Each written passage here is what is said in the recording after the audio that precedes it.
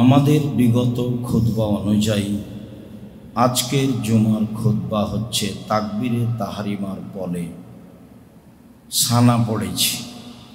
তারপরে আমাদের জরুরি কর্তব্য হচ্ছে কিরাত, সূরা ফাতিহা ও অন্যান্য সূরা।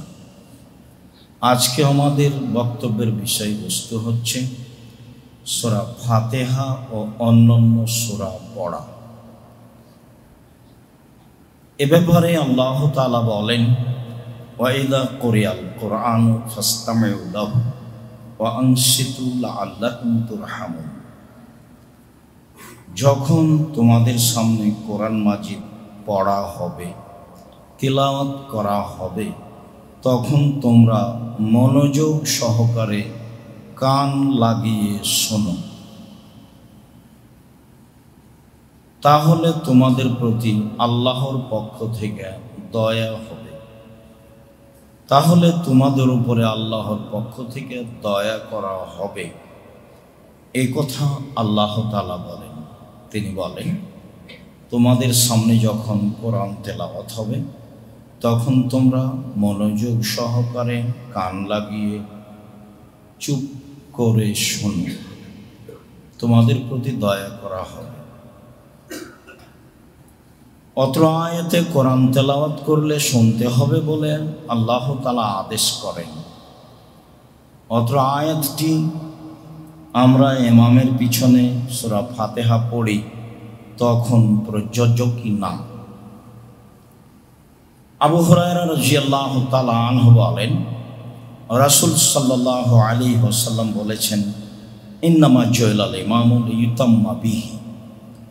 ইমাম নির্ধারণ করা হয় তাকে অনুসরণের জন্য। ফাইদা কাব্বারা ফাকাব্বিরু। যখন ইমাম আল্লাহু আকবার বলেন, তখন তোমরা আল্লাহু আকবার বলো। ওয়াইদা কারা ফানসিতু। আর যখন ইমাম তেলাওয়াত করবে, তখন তোমরা চুপ থাকো। এ ব্যাপারে বর্ণনা মুসলিমেও রয়েছে। অত্র হাদিসটি আবু দাউদ, নাসাই, তিরমিজিতে রয়েছে সহিহ সূত্রে। সম্মানিত দিনী ভাই বোন, আমাদের জন্য জরুরি যে আমরা অবগত হই সূরা ফাতিহা পড়ব কি না এককভাবে এবং ইমামের পিছনে। তাতে আমরা এক পর্যায়ে শেষে গিয়ে আমিন বলবো কি না, এবং তা জোরে না ধীরে। বাকি আরও দু একটি কেরাত কোন সূরাগুলি কোন সময়ে পড়ব, আমরা এ বিষয়ে গুরুত্বপূর্ণ সংক্ষিপ্ত তথ্যবহল বিবরণের চেষ্টা করব ইনশাআল্লাহ আজ।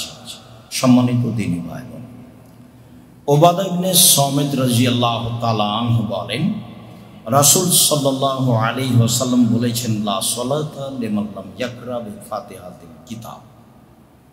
যে ব্যক্তি সূরা ফাতিহা পড়বে না তার সালাত হবে না। বুখারী, মুসলিম। ইমাম বুখারী রাহিমাহুল্লাহ সবাকেই সূরা ফাতিহা পড়তে হবে মর্মে একটি অধ্যায় উল্লেখ করেন। তাতে তিনি বলেন, ইমামকে সূরা ফাতিহা পড়তে হবে, মুক্তাদিকে সূরা ফাতিহা পড়তে হবে, একাই হলেও পড়তে হবে, জামাতবদ্ধ হলেও পড়তে হবে, সরবে কেরাত হলেও পড়তে হবে, নীরবে কেরাত হলেও পড়তে হবে। এই লম্বাভাবে একটি অধ্যায় উল্লেখ করেন ইমাম বুখারী রাহিমাহুল্লাহ, এবং হাদিসগুলি তিনি ধারাবাহিকভাবে পেশ করেন। তাতে বোঝা যায় যে সবাকেই সূরা ফাতিহা পড়তে হবে, পড়তেই হবে, অন্যথায় সালাত হবে না বলেই স্পষ্ট করা হয়েছে। উবাদা ইবনে সামিত রাদিয়াল্লাহু তাআলা আনহু বলেন, কুন্না খালফান নবী সাল্লাল্লাহু আলাইহি সাল্লাম ফি সালাতিল ফজর। আমরা একদা ফজরের সালাতে রাসূলের পিছনে ছিলাম। ফাকারা, তিনি যখন তেলাওয়াত করলেন, ফাসাকুলাত আলাইহি, কেলাত তার উপরে ভারী হয়ে গেল, ঠিক মতন পড়তে পারছেন না, তেলাওয়াত ভারী হয়ে গেল। ফালাম্মা ফারাগা, যখন তিনি সালাত শেষ করলেন তখন তিনি বললেন যে লাআল্লাকুম তাকরাউনা খালফা ইমামিকুম, সম্ভবত তোমরা তোমাদের ইমামের পিছনে কোরআন তেলাওয়াত করছিলা, যার কারণে আমার উপরে কোরআন ভারী হয়ে গেল। বললেন না দালিকা ইয়া রাসূলুল্লাহ, জি আল্লাহর রাসূল, আমরা আপনার পিছনে কোরআন মাজিদ পড়ছিলাম, এটাই ঠিক। তখন আল্লাহ রাসূল বলছেন লাম তাফআলু, লা তাফআলু, কখনো এটা করবে না, ইল্লা বিফাতিহাতিল কিতাব, তবে সূরা ফাতিহা, অফি রিওয়ায়াতিন ইল্লা বিউম্মিল কোরআন, তবে উম্মুল কোরআন, কোরআনের মা যেটা, তবে কোরআনের মূল যেটা। লিআন্নাহু লা সালাতা লিমান লা ইয়াকরা বিহা, কেননা যে ব্যক্তি সূরা ফাতিহা পড়বে না তার সালাত হবে না। এই কথা রাসূল সাল্লাল্লাহু আলাইহি সাল্লাম সাহাবীগণকে বলতেন। সাহাবীগণ পিছনে কোরআন তেলাওয়াত করছিলেন, যা তার উপরে ভারী হয়ে গেছিল। তিনি সালাম ফেরার পরে বললেন, সম্ভবত তোমরা কোরআন পড়ছিলা আমার পিছনে। জি হ্যাঁ, আমরা আপনার পিছনে কোরআন মাজিদ পড়ছিলাম। তখন আল্লাহ রাসূল বললেন, না, তোমরা আমার পিছনে কোরআন পড়ো না যখন আমি পড়ি, তবে সূরা ফাতিহা। কেন? সূরা ফাতিহা ছাড়া সালাত হবে না। অত্র হাদিসও প্রমাণ করে যে সূরা ফাতিহা পড়তে হবে। উবাদা ইবনে সামিত রাদিয়াল্লাহু তাআলা আনহু বলেন, সাল্লাল্লাহু রাসূলুল্লাহ সাল্লাল্লাহু আলাইহি সাল্লাম বা'দা সালাত আল্লাতী ইজহারু ফিহা বিল কিরাত। একদা রাসূল সাল্লাল্লাহু আলাইহি সাল্লাম আমাদেরকে সালাত আদায় করালেন, তবে সালাতটি ওই সালাত ছিল যে সালাতে সরবে কেরাত করা হয়, জোরে কেরাত করা হয়। তাতে তিনি বললেন, লা ইয়াকরান্না আহাদুকুম মিনকুম আহাদুম মিনকুম ইজা জাহারতু বিল কিরাত, শোনো, আমি যখন সরবে কেরাত করব তখন তোমরা কেউ কিছু পড়ো না, ইল্লা বিফাতিহাতিল কিতাব, তবে সূরা ফাতিহা। কেন? লা সালাতা লিমান লাম ইয়াকরা বিফাতিহাতিল কিতাব, যে সূরা ফাতিহা পড়ে না তার সালাত হবে না। উবাদা ইবনে সামিত রাদিয়াল্লাহু তাআলা আনহু বলেন, আমরা একদা রাসূলের সাথে সালাত আদায় করছিলাম। সেই সালাত ছিল যেই সালাতে রয়েছে সরবে কেরাত, জোরে কেরাত। তিনি বললেন, তোমরা অবশ্যই আমার পিছনে কোরআন তেলাওয়াত করবা না যখন আমি সরবে তেলাওয়াত করব, তবে সূরা ফাতিহা। কেন? সূরা ফাতিহা ছাড়া সালাত হবে না। ইয়াজিদ ইবনে শারিক বলেন, আন্নাহু সাআলা উমর ইবনুল খাত্তাব রাদিয়াল্লাহু তাআলা আনহু বিল কিরাতি খালফাল ইমামে। উমর ইবনুল খাত্তাবকে তিনি একদা জিজ্ঞাসা করেন যে আমরা ইমামের পিছনে কেরাত করব কিনা। তিনি বললেন যে তোমরা ইমামের পিছনে কেরাত করো না, তবে সূরা ফাতিহা পড়ো। তা আমি বললাম, ওয়াইন কুনতা আনতা, আপনি ইমাম হলেও পড়ব? তিনি বললেন, ওয়াইন কুনতু আনা, আমি ইমাম হলেও পড়বা।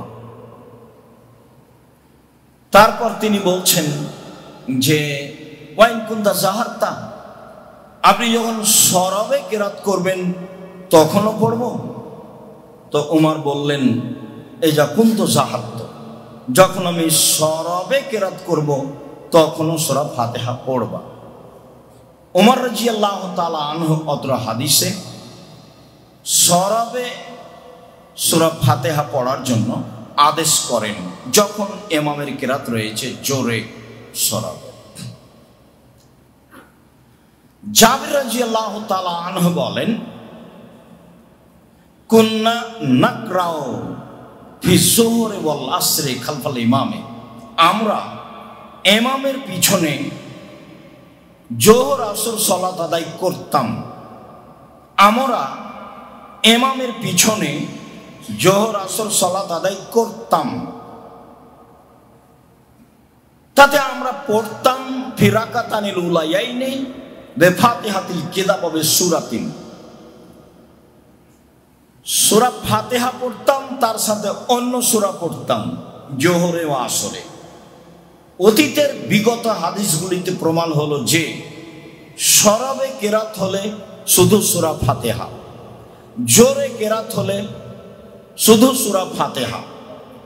অত্র হাদিসে প্রমাণ হয় যে আমরা পড়তাম, সাহাবীগণ বলছেন এটা আমাদের নীতিগত অভ্যাস, এটা আমাদের অভ্যাসে ছিল, আমরা পড়তাম ইমামের পিছনে জোহর আসরের কেরাতে সূরা ফাতিহা এবং অন্য একটি সূরা। তাহলে যখন ইমাম নীরবে রয়েছেন তখন সাহাবীগণ সূরা ফাতিহা ছাড়াও অন্য সূরা পড়তেন। তাতে ইমাম কোনটা পড়ছেন এটা তো কেউ জানে না, কেননা সবাই তো নীরবে আছে। সূরা ফাতিহা ছাড়া অন্য পড়তেন মর্মে হাদিস সহিহ। তাতে তিনি বলেন অফির রাকাতাইনিল উখরায়াইনি, তবে শেষ দুই রাকাতে বিফাতিহাতিল কিতাব, শুধু সূরা ফাতিহা। আমরা রাসূলের পিছনে জোহর আসরে প্রথম দুই রাকাতে সূরা ফাতিহা এবং অন্য সূরা পড়তাম। আমরা রাসূলের পিছনে জোহর আসরে শেষের দুই রাকাতে শুধু সূরা ফাতিহা পড়তাম। অত্র হাদিসে বোঝা যায় যে সাহাবীগণ নবী করিম সাল্লাল্লাহু আলাইহি সাল্লামের পিছনে জোহর আসরে নীরবে কেরাতে সূরা ফাতিহা পড়তেন, প্রথম দুই রাকাতে অন্য সূরাও পড়তেন, শেষের দুই রাকাতে শুধু সূরা ফাতিহা পড়তেন। সম্মানিত দিনী ভাই, এই ছেলে ঘুমাচ্ছ কেন ওখানে? প্রয়োজনে জায়গা পরিবর্তন করতে হবে, আপনার কাছে আলোচনা যেন স্বাভাবিক মনে না হয়। আর আপনি গতানুগতিক জুমায় এসেছেন এটাও যেন মনে না হয়। আপনাকে আমি খুব ভালোবাসি, আপনি দূর দূরান্ত থেকে আসবেন এটা আমি কামনা করি। একাই আসবেন না, বন্ধু বান্ধব ভাই বোন আত্মীয় স্বজনকে নিয়ে আসবেন, এটা আমি ঐকান্তিক কামনা করি। আমি আপনার জন্য এসেছি, আপনার আমি কিছু না কিছু উপকার করবই করবো ইনশাআল্লাহ। এবং যেটা চূড়ান্ত সঠিক মানুষ হিসাবে আমি সেটুকুই করার চেষ্টা করব। মানুষ ভুলের ঊর্ধ্বে নয়, তবে একাধিকবার তদন্ত করেই বলি। আবু হুরায়রা রাদিয়াল্লাহু তাআলা আনহু বলেন রাসূল সাল্লাল্লাহু আলাইহি সাল্লাম বলেছেন মান সাল্লা সালাতান লাম ইয়াকরা ফিহা বিউম্মিল কোরআন আও বিফাতিহাতিল কিতাব, যে ব্যক্তি কোনো সালাত আদায় করলো সূরা ফাতিহা পড়লো না, হুয়া খেদাজুন, তা অসম্পূর্ণ, তা অসম্পূর্ণ, তা অসম্পূর্ণ, গায়রু তামামিন, তা পূর্ণ নয়, তা পূর্ণ নয়। সূরা ফাতিহা না পড়লে সালাত অসম্পূর্ণ, তা পূর্ণ নয়। তিনি বলেন সামিতু রাসূলুল্লাহ সাল্লাল্লাহু আলাইহি সাল্লাম, তিনি বলেন যারা পিছনে ছিলেন তারা বললেন ইন্না কুন্না নারা, আমরা তো তোমার পিছনে থাকি আবু হুরায়রা, তো আমরা পড়ব তোমার পিছনে। তখন আবু হুরায়রা রাদিয়াল্লাহু তাআলা বললেন ইকরা ফি নাফসি, মনে মনে পড়ো। আমি যখন সরাবে কেরাত করব তখন তোমরা মনে মনে সূরা ফাতিহা পড়ো। সরাবে কেরাত হলেও সূরা ফাতিহা নীরবে, আর নীরবে কেরাত হলেও সূরা ফাতিহা নীরবে। তো যখন আবু হুরায়রা রাদিয়াল্লাহু আনহু বললেন সূরা ফাতিহা ছাড়া সালাত হবে না, তখন সাহাবীগণ বললেন, আবু হুরায়রা, আমরা তো তোমার পিছনে থাকি, তো তুমি তো সরবে কেরাত করছো, তবুও কি করব? তখন আবু হুরায়রা বললেন, ইকরা ফি নাফসিক, ইকরা বিহা ফি নাফসিক। হ্যাঁ, মনে মনে পড়ো। কেন? ফাইনি সামিতু রাসূলুল্লাহ সাল্লাল্লাহু আলাইহি ওয়াসাল্লাম ইয়াকুল ক্বালা আল্লাহু তাআলা, আমি আল্লাহ রাসূলকে বলতে শুনেছি, আল্লাহ রাসূল বলেন যে আল্লাহ তাআলা বলেন, আল্লাহ তাআলা বলেন, কাসামতু সলাতা বাইনি ওয়া বাইনাল আবদি নিসফাইনে, সলাতকে আমার মাঝে আর আমার বান্দার মাঝে অর্ধি করে ভাগ করে দিয়েছি। অর্ধেক আমার আর অর্ধেক আমার দাস দাসী, সলাতকে আমি ভাগ করে দিয়েছি। সূরা ফাতিহাকে আমি ভাগ করে দিয়েছি, অর্ধেক আমার জন্য আর অর্ধেক আমার দাস দাসীর জন্য। ওয়ালাহু মা শাআলা, আমার দাস দাসী যা বলবে সেটা তার জন্য, ও যেটা বলবে সেটা তার জন্য। আমারটা যা হলো হলো, তবে ও যেটা চাইবে সেটা আমি তাকে দিয়ে দেব। তাহলে এবার শুরু হোক। আল্লাহ তাআলা বলেন, কাল আল্লাহ তাআলা ওয়া ইদা কালাল আবদু আলহামদুলিল্লাহি রাব্বিল আলামিন, সূরা ফাতিহা শুরু হলো। যখন কোন দাস দাসী বলে আলহামদুলিল্লাহি রাব্বিল আলামিন, বিশ্বজগতের প্রতিপালকের প্রশংসা, কাল আল্লাহ তাআলা হামিদানি আব্দি, আমার দাস দাসী আমার প্রশংসা করলো। এখন চলছে আল্লাহ। যখন কোনো মানুষ বলে আলহামদুলিল্লাহি রাব্বিল আলামিন, তখন আল্লাহ তাআলা বলেন, আমার বান্দা আমার দাস দাসী আমার প্রশংসা করলো। ভালো কথা।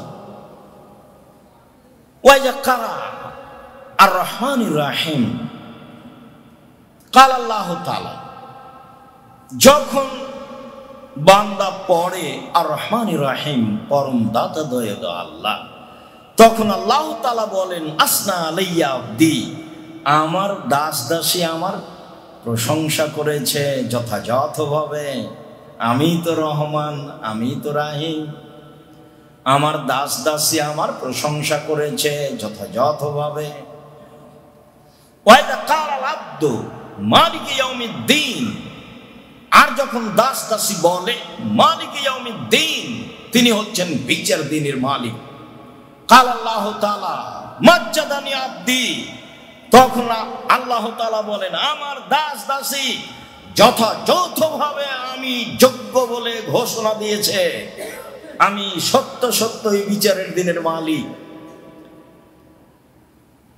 সেদিন কোনো মানুষ কোনো মানুষের কোনো উপকার করতে পারবে না, একাচ্ছত্র মালিকানা আমার থাকবে। মাজ্জাদানি আব্দি, সত্য সত্যই আমি সর্বশক্তিমান প্রশংসা সহকারে আমার দাস দাসী ঘোষণা দিয়েছে।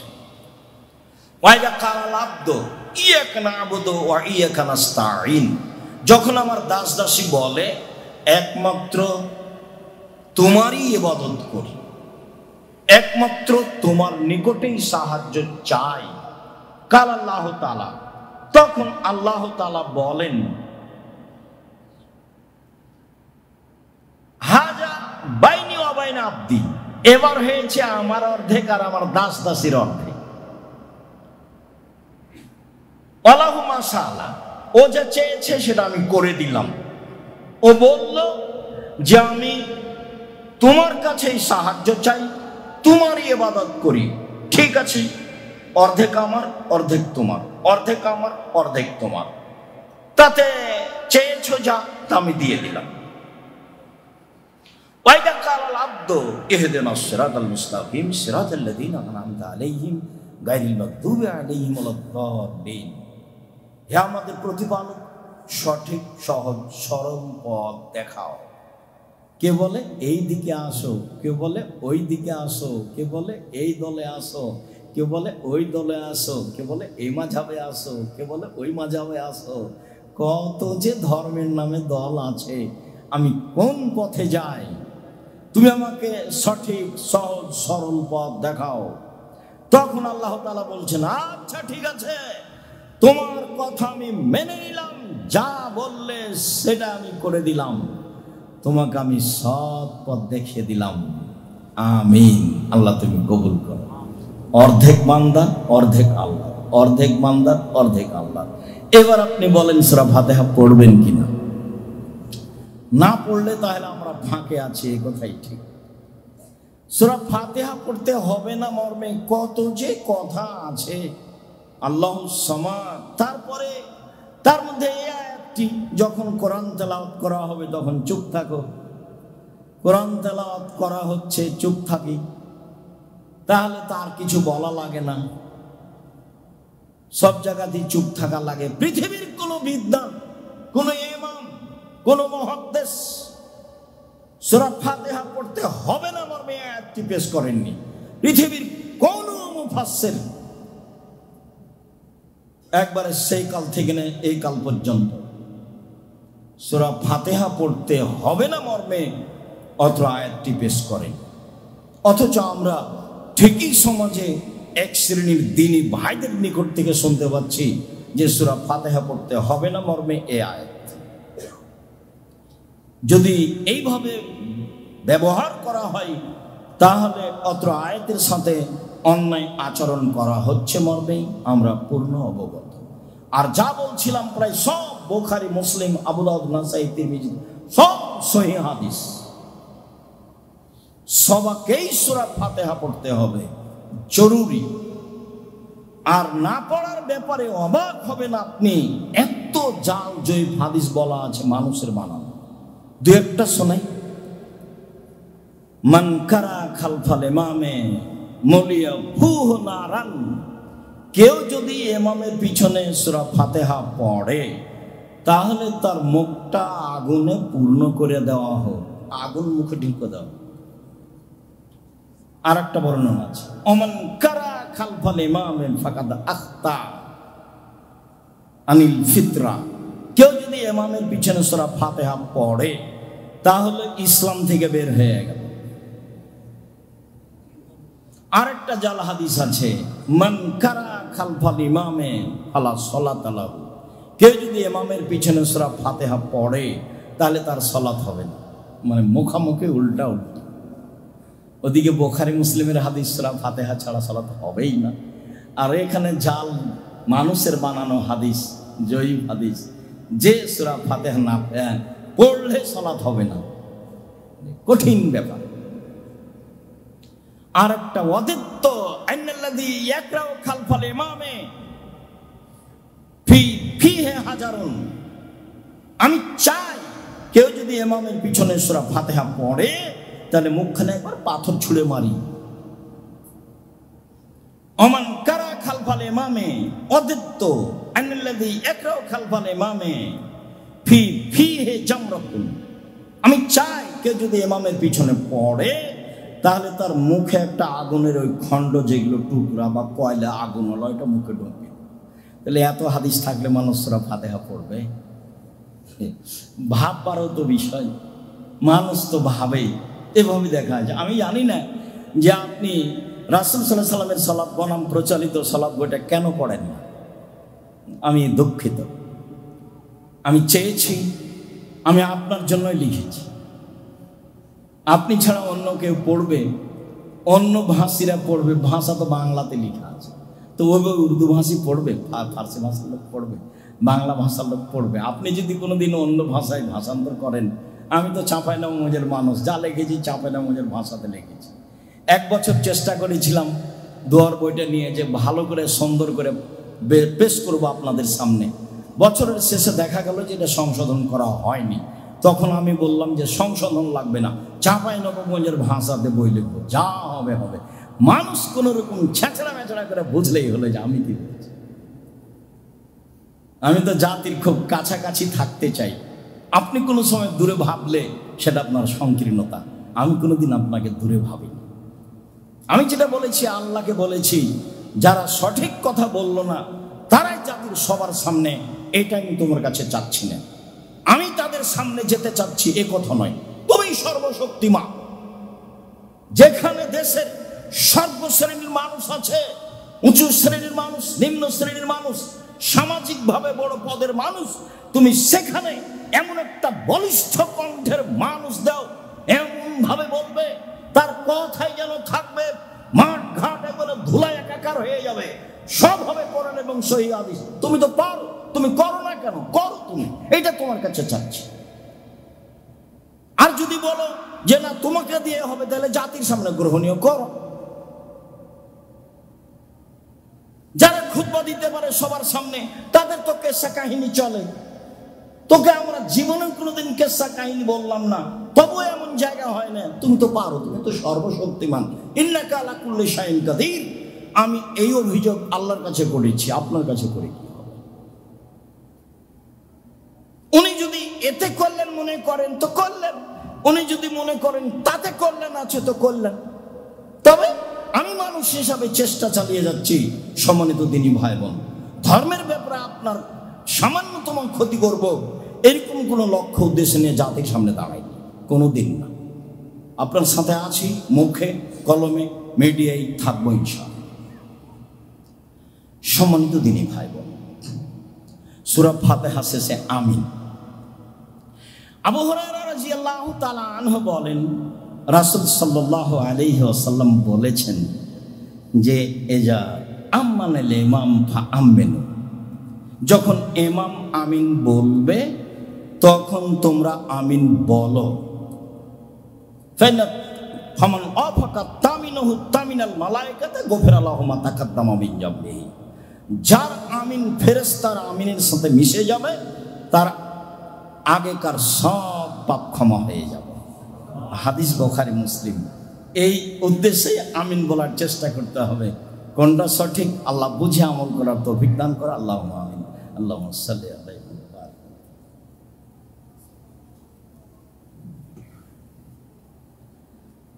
আবু হুরায়রা রাদিয়াল্লাহু তাআলা আনহু বলেন, রাসূল সাল্লাল্লাহু আলাইহি ওয়াসাল্লাম বলেছেন, ইযা কালাল ইমামু গায়রিল মাগযুবি আলাইহিম ওয়ালাদ-দাল্লিন ফাকুলু আমিন। পৃথিবীর মানুষ শুনে রাখো, যখন ইমাম বলবে গায়রিল মাগযুবি আলাইহিম ওয়ালাদ-দাল্লিন, তখন তোমরা আমিন বলো। ফাইনামান ওয়াফাকা কাওলুহু কাওলাল মালায়েকাতি গুফিরা লাহু মা তাকাদ্দামা মিন যামবিহি। শোনো, মুক্তাদির ইমামের আমিন যদি ফেরেশতার আমিনের সাথে মিশে যায়, মিলে যায়, একসাথে হয়, তাহলে অতীতের সব পাপ ক্ষমা। আবু হুরায়রা রাদিয়াল্লাহু তাআলা আনহু বলেন, রাসূল সাল্লাল্লাহু আলাইহি ওয়াসাল্লাম বলেছেন, এই যে আম্মানাল ইমাম ফাআমিনু, ইমাম যখন আমিন বলে তোমরা তখন আমিন বলো। ফাইনাল মালায়েকাতা তুআমিনু, ফেরেশতাগণ আমিন বলেন। যাদের ইমাম আমিন ফেরেশতাদের সাথে মিশে যাবে, মিলে যাবে, তাদের সব পাপ ক্ষমা। সব বুখারী মুসলিমের হাদিস। আবু মুসা আশআরী রাদিয়াল্লাহু তাআলা আনহু বলেন, রাসূল সাল্লাল্লাহু আলাইহি ওয়াসাল্লাম বলেছেন, ইযা কুনতুম ইলা সালাহ ফাকিমু সুফুফাকুম, যখন তোমরা সালাতে দাঁড়াবা তখন কাতার ভালো করে সোজা করে নাও।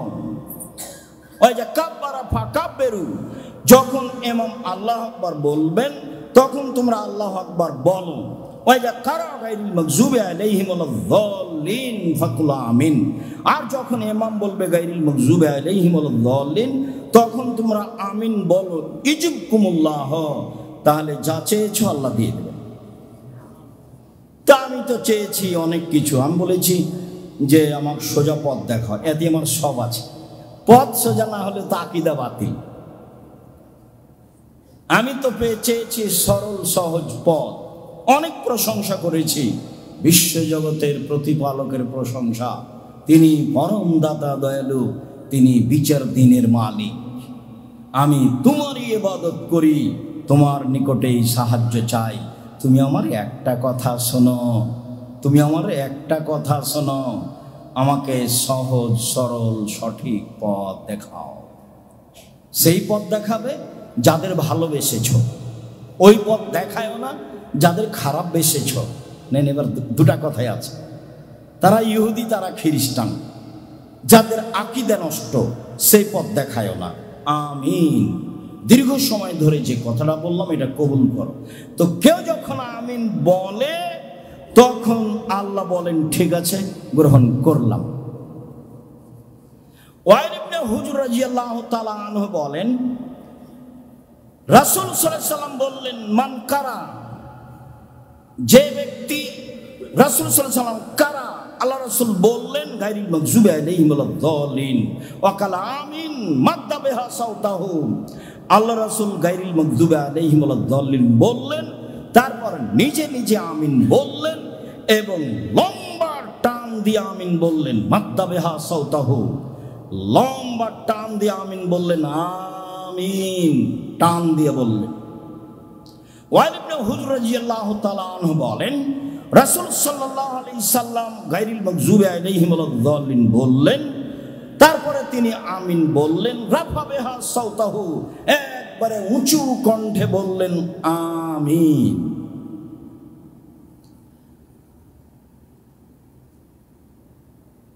আয়েশা রাদিয়াল্লাহু তাআলা আনহা বলেন, হাসাদাত আলাইকুম আও হাসাদাতকুমুল ইয়াহুদ মা হাসাদাতকুম আলা শাইইন। ইহুদিরা খ্রিস্টানেরা তোমাদের দুইটা বিষয়ে হিংসা করে, আর কোনো বিষয়ে হিংসা করে না। একটা হলো আলা সালামে ওয়া তামিনে, যখন তোমরা পরস্পর সালাম বিনিময় করো তখন তাদের খুব খারাপ লাগে, তারা এই কণ্ঠ ঘৃণা করে। আর যখন আমিন বলো তখন তাদের খুব খারাপ লাগে, তারা এই আমিন বলা অপছন্দ করে, ঘৃণা করে। এটা হলো ইহুদিদের গতি। ইমাম বুখারী বলছেন, বাবু জাহরিল ইমাম বিতামিন, ইমাম বুখারীর অধ্যায় আমিন জোরে বলার অধ্যায়। ইমামকে আমিন জোরে বলতে হবে মর্মে ইমাম বুখারী একটি অধ্যায় উল্লেখ করেন। তাতে তিনি বলেন, আম্মানা আব্দুল্লাহ ইবনে জুবাইর ওয়া মান ওয়ারাহু, আব্দুল্লাহ ইবনে জুবাইর বিশিষ্ট সাহাবী আমিন বলেছিলেন, তার পিছনে যারা ছিল তারা আমিন বলেছিলেন, হাত্তা লিল মসজিদে লা লাজ্জাতান, এমন ভাবে আমিন বলল যে আমিনের শব্দে মসজিদ একবারে গম গম করে শব্দ দেখা দিল। আপনি পড়েন, বই লেখা আছে, বুখারী পড়েন। যদি সলাতুর রাসূলে খুব একটা ভালো না লাগে তো বুখারী পড়েন। যারা বুখারী পড়ায় ভারত, বাংলাদেশ, পাকিস্তানে তাদের খুব মান মর্যাদা, সব প্রতিষ্ঠানে সবাই তাদের কাছে নত হয়ে যায়, তাদেরকে একটু সম্মান দেয়। তো বুখারী পড়ালে সম্মান পাওয়া যায়, বুখারী মানলে সম্মান পাওয়া যায় না, পাওয়ার তো কথা। ইমাম বুখারী জোরে আমিন বলতে হবে, তার বাপ বিষয় উল্লেখ করেছেন এবং বলছেন, সাহাবী থেকে পেশ করে বলছেন যে আমিনের কণ্ঠে মসজিদ গম গম করে শব্দ করে উঠত। সম্মানিত দিনী ভাই বোন, বিষয়টি বিবেচনা করবেন বলে আমি আন্তরিকভাবে আপনাকে অনুরোধ জানাচ্ছি। যদি এটাই সিদ্ধান্ত হয় তাহলে আপনাকে আমিন বলতে হবে জোরে, এ কথাই ঠিক। সুলি হবে না ফাঁসি হবে সেটা পরের কথা। ওয়াইল ইবনে হুজর বলছেন যে কারা গায়রিল মাগযুবি আলাইহিম ওয়ালাদ-দাল্লিন ফাকালা আমিন খাফাজা বিহা সাউতাহু। ওয়াইল ইবনে হুজর গায়রিল মাগযুবি আলাইহিম ওয়ালাদ-দাল্লিন বললেন, আমিন বললেন, কণ্ঠ নিচু ছিল। কণ্ঠ নিচু ছিল এই মর্মে আবু দাউদে একটা, নাসাইতে একটা, তিরমিজিতে একটা, তিনটে হাদিস আছে, তিনটাই জয়ীফ। তাতে নীরবে নয়, চুপে নয়, কণ্ঠ ছিল তো নিচু ছিল। আমি একটা কিছু হবে তবু হাদিস জয়ীফ। চুপের তো কোনো প্রশ্নই আসে না, নীরবের তো কোনো প্রশ্নই আসে না। তল্লাশি চালান, কেন চালায় না? মাছ দিয়ে ভাত খায়, কাঁটা ফেলে খায়, ঠিকই তো বুদ্ধি আছে, কাঁটা সহ খায় না। একটু ধর্ম মানবো তো একটু বিবেচনা করে মানবো না, এটা কেমন হলো? আল্লাহ তাআলা বলছেন, ফাসআলু আহলা যিকরি ইন কুনতুম লা তা'লামুন বিল বায়িনাতি ওয়াজ-যুবুর। জানা মানুষের নিকটে জানো প্রমাণ সহকারে। বক্তৃতার জগতে এমন এক একটা জগৎ যেখানে বিদ্যা লাগে না। আমিও খুব অবাক হই যে আজও একটা হাই স্কুলের হেডমাস্টার ইন্টার পাস না করলে তাকে ঘন্টা পিয়ন হিসেবে নেবে না, অথচ ম্যাট্রিক পাস করা লাগে না, ঘন্টা মারার জন্য লাগে। একটা হুঁশিয়ার ছেলেই তো ঘন্টা মারতে পারবে যে পড়াশোনা জানে না। আর এক গ্লাস পানি নিয়ে যেয়ে দিতে হবে, এই ঘরে ওই ঘরে একটু কাগজ আগিয়ে দিতে হবে, এই তো। তারপরে উনি শিক্ষিত মানুষ ছাড়া নেবেন না। আর বক্তৃতার জগৎ এক অবাক জগৎ, যে যার থুথির জোর সেই বক্তা জাতির সামনে দাঁড়িয়ে বলছে, মানে কি বলতে অবাক লাগে শুনে, মনে হচ্ছে এবারে কান ফেটে যাবে, চোখ জুয়ে হয়ে আসবে, নিচু হয়ে আসবে, এত কণ্ঠ। অবাক হবেন, শরীয়ত যা কিছু বিকৃত করা হয়েছে সব আরবি ভাষায় করা হয়েছে। সঠিক বলাও যেমন জটিল, সঠিক মানাও তেমন কঠিন। দীর্ঘ 90 সাল থেকে বলে আসছি, সঠিক বলাও যেমন কঠিন, সঠিক মানাও তেমন কঠিন। সঠিক বলা কঠিন কেন? পুরো শরীয়ত আরবি ভাষায় লেখা আছে। যত জাল হাদিস আছে হাজার হাজার, প্রায় 3 লক্ষ জাল হাদিস আছে। আমার কাছে আছে 10,000-এর বেশি। 90 সাল থেকে বলছি, একদিনে তো দেখতে চাইলেন। আপনারা হিসাব করে আছে, বাসায় আছে, এখানে নিয়ে এসে একসাথে রাখবো সময় ইনশাআল্লাহ, যাতে করে আপনারা অন্তত দেখতে পান যে হ্যাঁ এটা হলো জাল হাদিসের।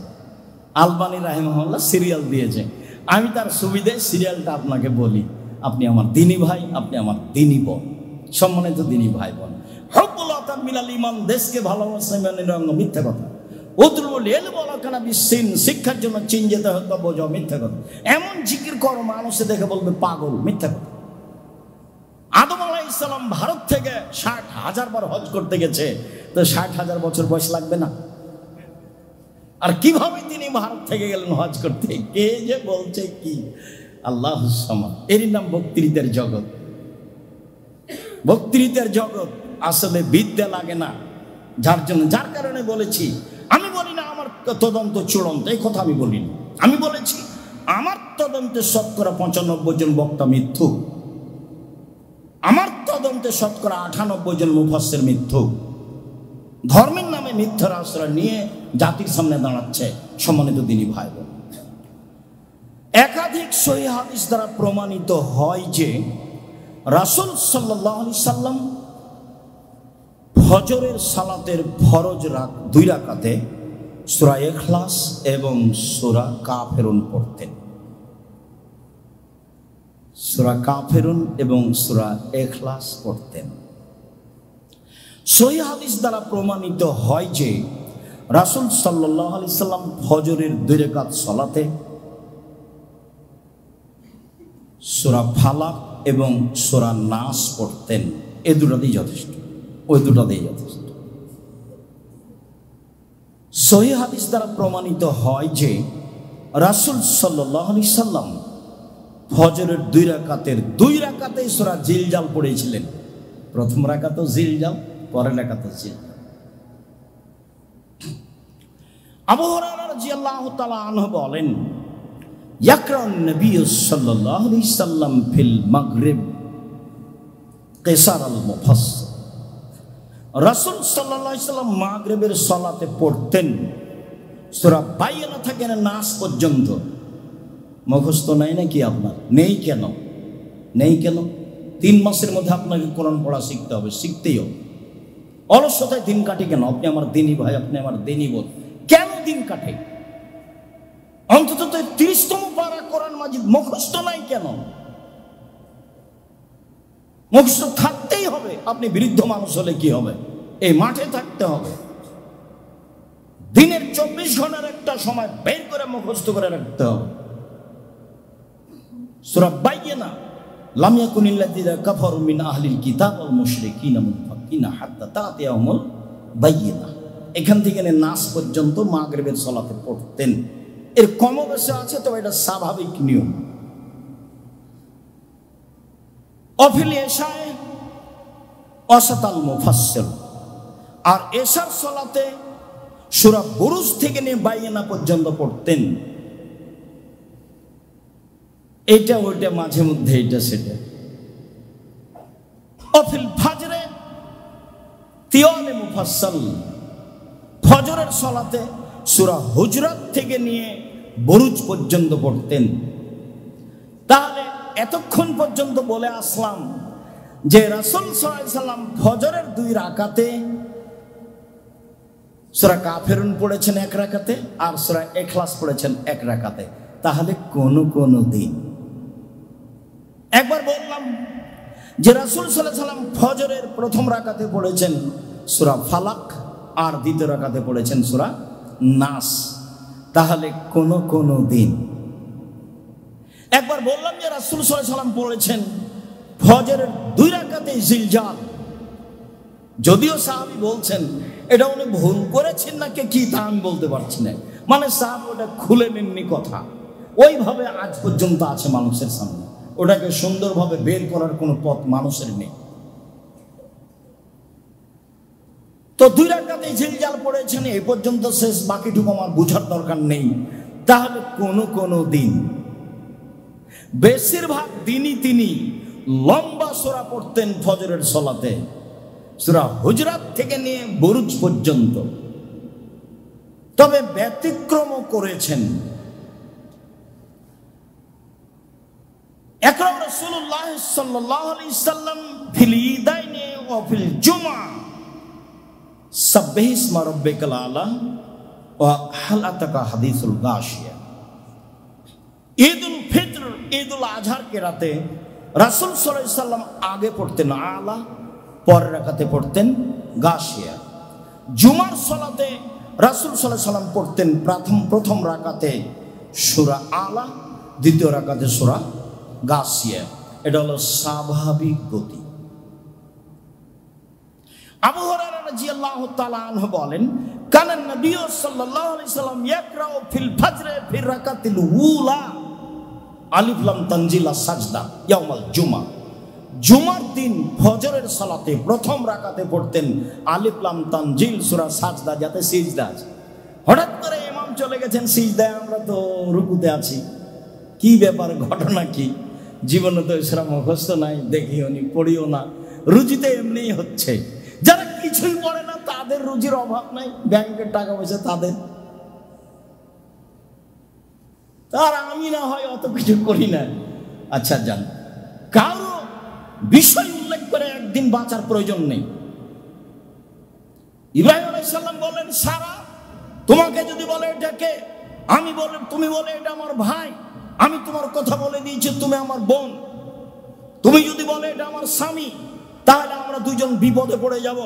মনে রেখো সারা, এই মাটির উপরে মাত্র 2 জন মুসলমান, আমি আর তুমি, সেই হিসেবে ভাই বোন তো বটে। ইব্রাহিম আলাইহিস সালামের চলে একাই, আর স্ত্রী দিয়ে আমার চলে না? আমি কেন পৃথিবীর 5 জনের দিকে দেখে হতাশা হয়ে যাই? পৃথিবী ডুবে গেল তো তা আমার কি? আমি বাঁচার চেষ্টা করি। ঠেকা থাকলে আলেম ওলামার থাক, সর্বশক্তিমান দেখছেন, উনি যা পারবেন করবেন। আমি আমার নিজেকে বাঁচাই। সারা পৃথিবীতে শুধুমাত্র বলছেন চিন্তা করো না, সারা মাটির উপরে 2 জন মুসলমান, আমি আর তুমি, এত বড় মানুষের 2 জন মিলেই চলে। মাটির উপরে কোনো মুসলমান নেই, আমরা মাত্র 2 জন আছি। এত বড় মানুষের 2 জন দিয়ে চলে, যেটা মুহাম্মদ সাল্লাল্লাহু আলাইহি সাল্লামেরও বাপ। জিবরাইল আলাইহিস সালাম বলছেন, হাজা ইব্রাহিম ওয়া আবুকা ফাসাল্লাম আলাইহি, ইনি হচ্ছেন ইব্রাহিম, ইনি আপনার বাপ, আপনি তাকে সালাম দেন। আল্লাহ রাসূল আগিয়ে গিয়ে বলছেন, আসসালামু আলাইকুম ইয়া আবি, হে আমার আব্বা আপনাকে সালাম। হুবাহু এইভাবে বলছেন ইব্রাহিম আলাইহিস সালামকে, আব্বা আপনাকে সালাম। তখন ইব্রাহিম আলাইহিস সালাম বলছেন, ওয়া আলাইকাস সালাম ইয়া ইবনি সালি ওয়া নবী সালেহ, হে আমার সৎ ছেলে। ইব্রাহিম আলাইহিস সালাম বলছেন, আমার ছেলে তুমি, হে আমার সৎ ছেলে, তোমাকেও সালাম। পৃথিবীর কত বড় মানুষ, তার চলে, আমার কেন চলে না? নিরাশা হবেন না। স্বামী স্ত্রী, আপনি নিজে আগে বাঁচার চেষ্টা করেন, স্ত্রীকে নিয়ে বাঁচার চেষ্টা করেন, পরিবারকে নিয়ে বাঁচার চেষ্টা করেন। সম্মানিত দিনী ভাই বোন, বলছিলাম আব্দুল্লাহ ইবনে মাসউদ বলছেন যে রাসূল সাল্লাল্লাহু আলাইহি সাল্লাম ফজরের সুন্নাত 2 রাকাতে আর মাগরিবের সুন্নাত 2 রাকাতে সূরা কাফিরুন আর সূরা ইখলাস কতবার যে পড়েছেন তা আমি হিসাব করতে পারব না। খুব বিশিষ্ট হুঁশিয়ার সাহাবী আব্দুল্লাহ ইবনে মাসউদ, যাকে মনে করা হতো আব্দুল্লাহ ইবনে মাসউদ মনে হয় রাসূলের বাড়ির সদস্য। ভিতরে যায় আসে, আমরা বাহির থেকে এসে মনে করতাম যে আব্দুল্লাহ ইবনে মাসউদ মনে হয় রাসূলের বাড়ির সদস্য। ও তো ভিতরে চলে যায়, ও তো বের হয়ে আসে, ও তো ভিতরে চলে যায়, ও তো বের হয়ে আসে, তার মানে বেশি খবর জানেন। আব্দুল্লাহ ইবনে মাসউদ বলছেন, আল্লাহ রাসূল ফজরের সালাতের 2 রাকাত সুন্নাতে আর মাগরিবের সালাতের 2 রাকাত সুন্নাতে কতবার যে সূরা ইখলাস এবং সূরা কাফিরুন পড়েছেন তা আমার হিসাবের বাইরে। সম্মানিত দিনী ভাই বোন, আমরা আপনাকে কিছু কেরাতের নমুনা পেশ করছিলাম। এছাড়াও অনেক আরো সূরা পড়ার প্রমাণ আছে। দেওয়ালে মুফাসসাল তো যেগুলো বড় বড় সূরা সেগুলো আছেই, রাসূল সাল্লাল্লাহু আলাইহি ওয়াসাল্লাম অন্যান্য সূরা যেগুলো পড়েছেন সেগুলো আছেই। মোটামুটি আপনাকে আমি যেটা পড়ার ব্যাপারে আন্তরিকভাবে অনুরোধ জানাচ্ছি যে আপনি চেষ্টা করবেন জুমার দিন ফরজ সালাতে প্রথম রাকাতে সূরা সাজদা আলিফ লাম তানজিল, দ্বিতীয় রাকাতে সূরা তাহা, বা আপনার ইমাম সাহেব পড়বেন, এটা আপনি মুসল্লি হিসেবে ঐকান্তিক কামনা করি আপনার কাছে, এটাই সুন্নাত। আর জুমার সালাতে অন্য সূরা পড়ার প্রমাণ আছে, তবে প্রথম রাকাতে সূরা আলা সাব্বিহিসমা রাব্বিকাল আলা, আর দ্বিতীয় রাকাতে হাল আতাকা হাদিসুল গাশিয়া। স্বাভাবিকভাবে আমরা চেষ্টা করি, ব্যতিক্রম 2-1 দিন সেটা ভিন্ন কথা। আপনিও আপনার ইমামকে দিয়ে এরকমই করার চেষ্টা করবেন আশাবাদ। সাথে সাথে আপনি ফজরের সালাতের 2 রাকাতে এই ছোট সূরাগুলিও পড়তে পারেন, যেখানে বড় সূরার স্থান। আবু হুরায়রা রাদিয়াল্লাহু তাআলা আনহু বলেন, আমি রাসূল সাল্লাল্লাহু আলাইহি সাল্লামকে মাগরিবের সালাতে সূরা তুর পড়তে দিয়ে শুনেছি। সূরা তুর অনেক বড় হয়ে গেল। রাসূল সাল্লাল্লাহু আলাইহি সাল্লামকে আমি মাগরিবের ফরজ সালাতে আল মুরসালাতে উলফা ও আল মুরসালাতে উরফা ফাল আসিফাতে আসফা ও নাশরাতে নাশরা এই সূরা পড়তে দেখেছি। মাগরিবের সালাতে তো স্বাভাবিক হলো আপনার বাইয়ান্না থেকে নিয়ে নাস পর্যন্ত, তারপরেও বড় সূরা প্রমাণ পড়া আছে। এগুলো স্বাভাবিকভাবে কিরাতের চেষ্টা করবেন। সম্মানিত দিনী ভাই বোন, আলোচনার শেষের দিকে এসে আপনার সাথে আবারও জরুরি কথা, তা হলো জালজয়ী হাদিস দেখে হতাশাগ্রস্ত হবেন না। সবাইকেই সূরা ফাতিহা পড়তে হবে, এইটাই জরুরি। কেননা আল্লাহ তাআলা সূরা ফাতিহাকে তার মাঝে এবং তার বান্দার মাঝে ভাগ করে দিয়েছে। আমাকেই পড়তে হবে আমার ভাগ, তা আমার ভাগ পড়বো তা আল্লাহর ভাগ পড়বো না? তাহলে 2 ভাগই আমি পড়ি, সেটা হলো সূরা ফাতিহা। আরও অবাক হবেন যে 114টি সূরার কোথাও শেষে আমিন বলতে হবে এর প্রমাণ নেই এই সূরা ছাড়া, সূরা ফাতিহা ছাড়া। একাধিক সহিহ হাদিস যে সূরা ফাতিহা ছাড়া সালাত হবে না। আব্দুর রাজ্জাক সাহেব, তাহলে রুকু পালে রাকাত বলেছেন যে, তো সেখানে তো সূরা ফাতিহা হলো না। তো রুকু পালে রাকাত এই কথা আল্লাহ রাসূল বলেছেন, ওটা হলো রুকুর মর্যাদা। কিন্তু আমি যে সূরা ফাতিহা পাইনি, রুকু সূরা ফাতিহা পড়ার জায়গা নয়, সেজন্য আমি পড়িনি। কিন্তু আল্লাহ রাসূল বলেছেন রুকু রাকাত, এই জন্য আমি রাকাত ধরে নিচ্ছি। তিনি সিজদাকে কিছু ধরেননি। ইমামের ইমামতি চলাকালীন আমি এসে প্রবেশ করেছি কাতারে, তখন তিনি সিজদায় ছিলেন, ওটুকু আমি কিছু ধরতে পাবো। তবে যদি তিনি রুকুতে পান তাকে ইমামকে, তাহলে আপনি 1 রাকাত ধরে নেবেন। এটা হলো রাকাতের মান। যেখানে সূরা ফাতিহা পড়ার জায়গা আছে সেখানে আমি পড়িনি, ঘটনা যদি তাই হয় তাহলে সালাত হবে না, এ কথাই ঠিক। আব্দুর রাজ্জাক সাহেব, ভারত বাংলাদেশ পাকিস্তানের শতকরা 95 জন মানুষ ইমামের পিছনে সূরা ফাতিহা পড়ে না, তাহলে কি তাদের সালাত হয় না? এই কথার উত্তর এত শক্তভাবে দিতে গেলে আপনিও কষ্ট পাবেন। আপনি রাসূল সাল্লাল্লাহু আলাইহি ওয়াসাল্লামের কথায় চলে আসেন। রাসূল সাল্লাল্লাহু আলাইহি ওয়াসাল্লাম বলেছেন সূরা ফাতিহা না পড়লে সালাত হবে না। তাহলে আপনিও বাঁচেন, আমিও বাঁচি। রাসূল সাল্লাল্লাহু আলাইহি ওয়াসাল্লাম বলেছেন, লা সালাতা লিমান লাম ইয়াকরা বিল ফাতিহা কিতাব, যে সূরা ফাতিহা পড়ল না তার সালাত হবে না। অতএব সম্ভবপর আমি আপনি একাই হই, মুক্তাদি হই, ইমাম হই,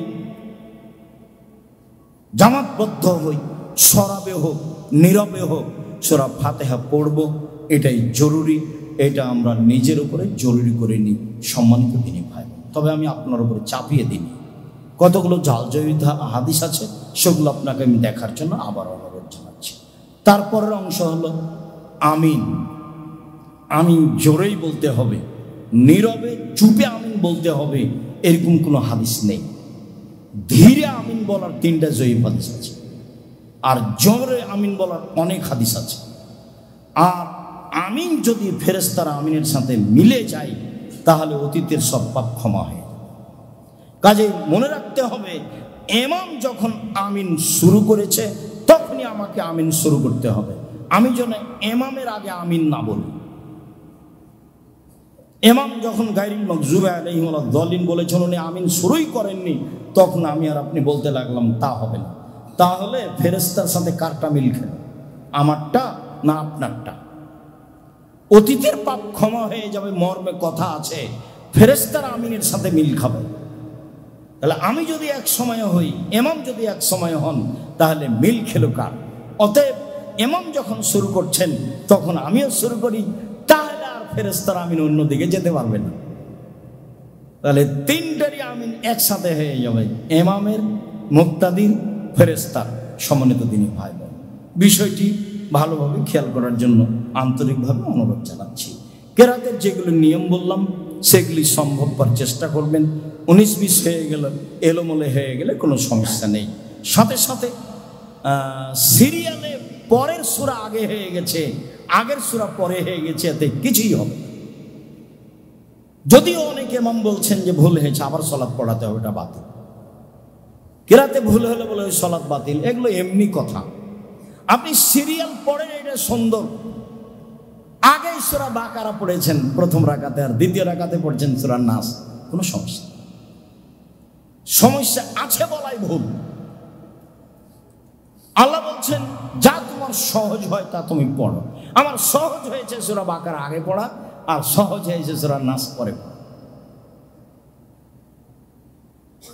আমি সিরিয়াল মেনটেন করতে হবে, করতে পারিনি বা করিনি, আবার হয়নি, তো সালাত হলো না বা কিছু, এরকম কথা বল।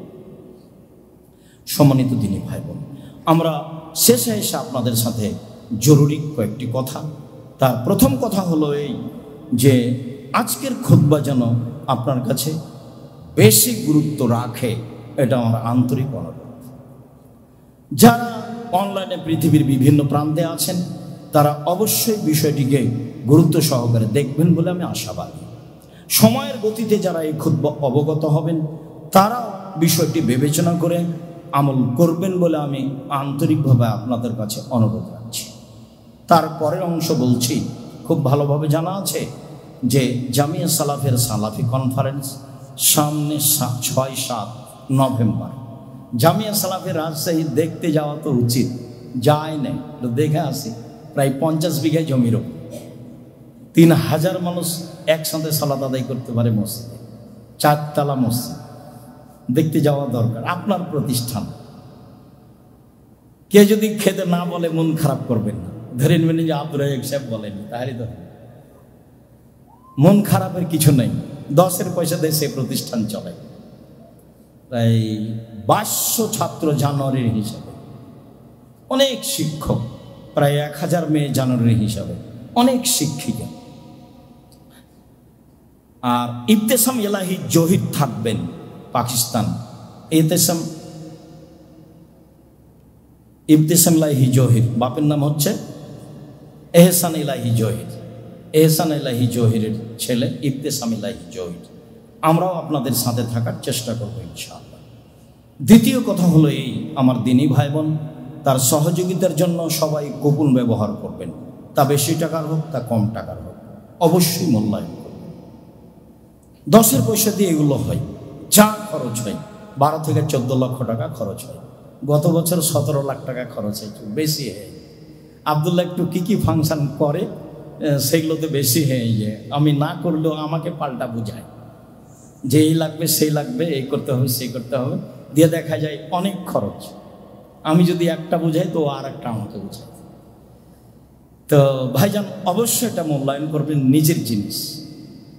শিরক মুক্ত, বেদাত মুক্ত, দল মুক্ত, সংগঠন মুক্ত, হিংসা মুক্ত, বিষয়ভিত্তিক আলোচনা হবে। কাউকে ছোট করা হবে না, কাউকে খাটো করা হবে না। অবশ্যই সবাই একটা কুপন নেবেন, কম হোক আর বেশি, আর যাবেন। তৃতীয় হলে আমি কিছু পত্রিকা নিজে কিনেছি আপনাদের ফ্রি দেওয়ার জন্য, তখন আপনাদের বর্তমান মাসের একটা কিনতে হবে আর আমারটা ফিরে নিতে হবে। ওটা জমা ছিল, আমি ওদেরকে টাকা দিয়ে কিনে নিয়েছি, যারা পত্রিকা ছাপায় ওদের কাছে। যখন ওদের ঘাটতি আসে তখন আমি দিই, মানে আমার তো টাকা দিই না, আপনাদেরটাই দিই। তো এখন আমি ওটা কিনে নিয়েছি আপনাদের ফ্রি দেওয়ার জন্য। তো একটা কিনলে আর একটা ফ্রি। তারপরের কথা হলো এই যে আজকের আলোচনা উপদেশ বইয়ে আছে। আমার আন্তরিকভাবে অনুরোধ থাকছে, অবশ্যই নেবেন, দেখবেন, 5 জনকে নিয়ে দিবেন। তারপরে এখানে ব্যয়বহুল খরচ আছে, মাসে 3.5 লাখ টাকা লাগে। কেন আপনি আসেন তখন একটা প্রস্তুতি নিয়ে আসেন না? 500 টাকা হোক, 1000 টাকা হোক, 100 টাকা হোক, 200 টাকা হোক, আপনি খালি যায় না। আপনাকে জোরালোভাবে অনুরোধ করছি। আর সালাম ফিরে দাঁড়িয়ে যায় না। মানুষের পয়সা দিয়ে চলে, জামিয়া সালাফের কোম্পানি দিয়ে চলে না, বৈদেশিক পয়সা দিয়ে চলে না, কোনো বিত্তশালী দিয়ে চলে না। আমি আর আপনি যেটুকু সহযোগিতা করি এই দিয়েই চলে। সম্মানিত দিনী ভাই বোন, কথাগুলি একটু গুরুত্ব সহকারে দেখবেন। আল্লাহ আমাদের যারা মারা গেছে তুমি তাদের কবরের শাস্তি মাফ করো।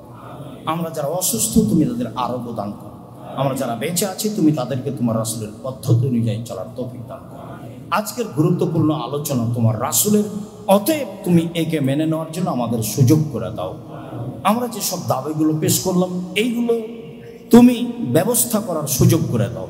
তুমি সর্বশক্তিমান, তোমার দরবারে এই জোরালো দাবি দেওয়া দোয়া রেখে আজকের জুমার খুতবা এখানেই শেষ করলাম। আল্লাহুম্মা সাল্লি আলাইহি, আল্লাহুম্মা বারিক।